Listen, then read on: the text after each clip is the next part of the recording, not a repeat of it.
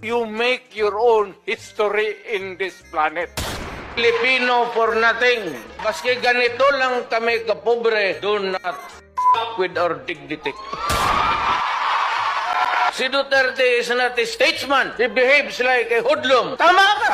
Ngayon mo lang nalaman? Ganon ako, ganito, ganon. Hindi na bali, basta ganito yan para sa lahat. And this is really for all of you Filipinos and for the entire world. Baski anong bagay magka-diferensya, wag lang, basta bayan na ang pag-usapan. May maganda bang nagawa ang Duterte administration? Yung no smoking. Makbo ka ng senador, hindi kayo bumoto ng tao. Alam mo kung bakit? Pwede kitang biruin. Huwag ka magalit. Kasi kalaki ng ngipin mo. Magsalita, kalahati ng panga mo lumalabas. Uy! Ang bakla, marunong magtingin yan. So kayong mga bakla, tanungin ko kayo. O totoo, ano si Trillanes? $90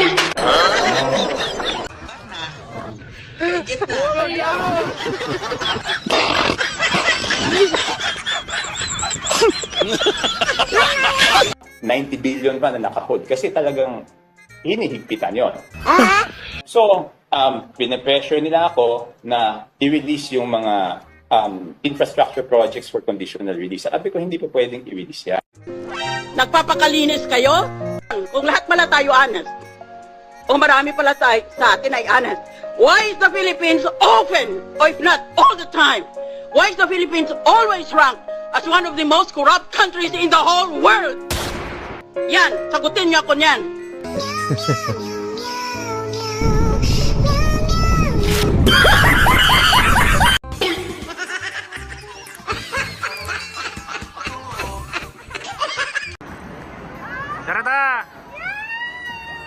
Ayan na.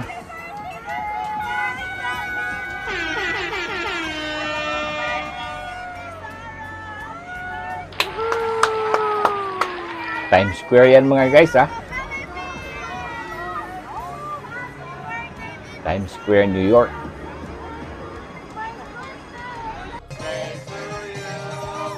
Happy birthday.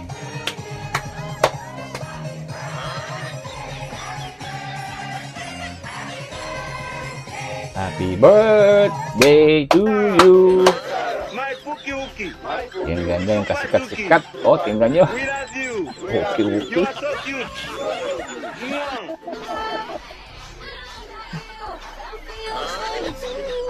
Yan.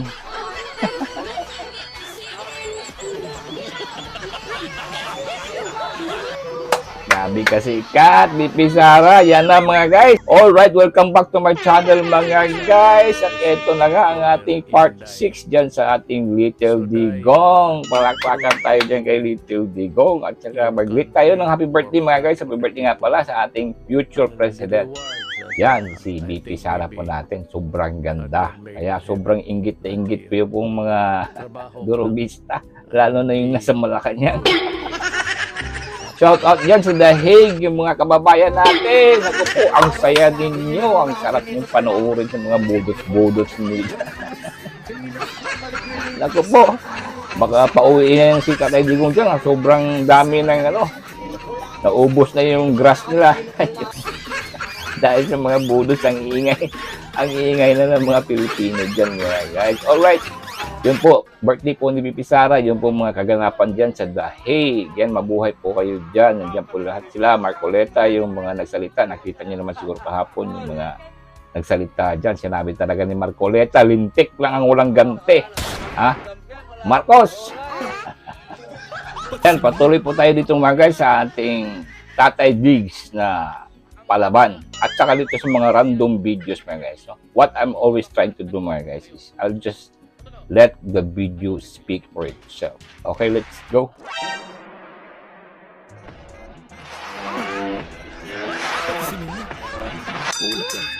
Doris muna. Ikaw na. Ikaw ang gusto ko. So, kailan ulit may matutumba na mayor? Depende na lang sa intriga mo kung saan ang mas marami. You are from ABS-CBN po, si Doris Begonia. Akala ko sa Lebanon. Maraming ganda sa Lebanon. Kita niya si Doris o Bigorjan, IBS. Putulin mo yan, Doris. Putulin mo. Why na issue yan? Mr. Attorney. Yes, ma'am. You ever overheard in a certain incident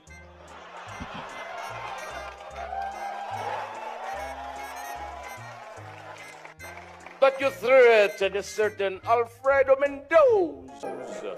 Kala mo na sa simbahan ka, nag-i-echo eh. In nomine Patris et Filii et Spiritus Sancti. And what is really reprehensible is that 2 days after you threatened Mendoza, he was found with a shot wound in the head. What the hell is happening to your city? So, ambok. Kayong nasanaya, pag may tanim pa dyan, lahat kayo alis. Kung ang chief of police, hindi niya kontrolado ang police niya, may police niya naglalaro. Out sila na. And I will accommodate you sa Mindanao. Doon sa Zamboanga. Magandang ano doon. Zamboanga, maraming beach. Kasi maraming kinikidnap dyan. Diyan na kayo ligo muna. Huwag kayong matakot, sinasabi ko. Pumapunta tayo sa impyerno, marami tayo. At maraming magagandang saan na pala nakapunta yung magaganda. Kala mo punta yan sa langit? Impyerno, Cesar, Montano. Mukhang kandidato ka rin doon eh. Ako ang bahala sa grupo natin. Pagdating doon, ini katubag na ako ni San Pedro. Pinsa ka man. Wa naman ko yung matuan. Kung sa man yung imong langit, kasod ta dere. Minsan nga, nagaliot lang. Ikaw, dili ka kasod. Daghang kag ipatay. Unya, daghang kag babae. Ingon ako sa San Pedro. Ikaw sa buhat ni mo. Nabaday sabong rin sa langit. Kung kadada ko magsunoy dia. Hindi mo pasod lang. Si patira ko na yung manok.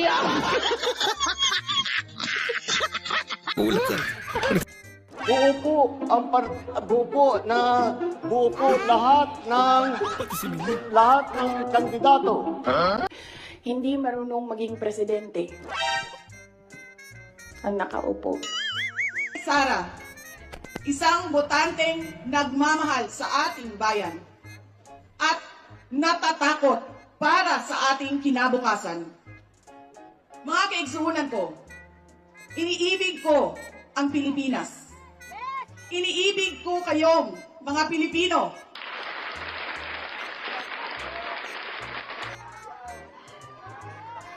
I love you too.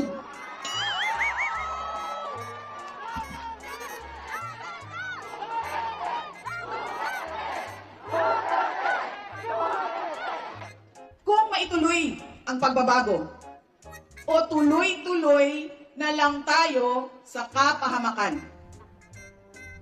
Filipinos deserve better. Nagpapasalamat ako dahil nandito pa rin kayo at nakikinig sa akin sa kabila ng kaliwat kanan na paninira nila.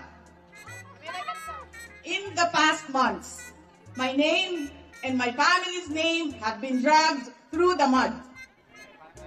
I have repeatedly said it before, and I will say it again now.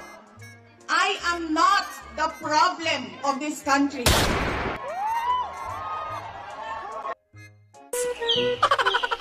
Ako ba ay nakaburol na dahil meron na pong hanapin niyo po kung sino ang pumatay sa akin.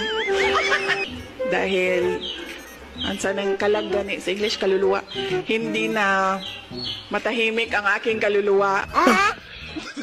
Pati si Mingli. Istorya lang man ito.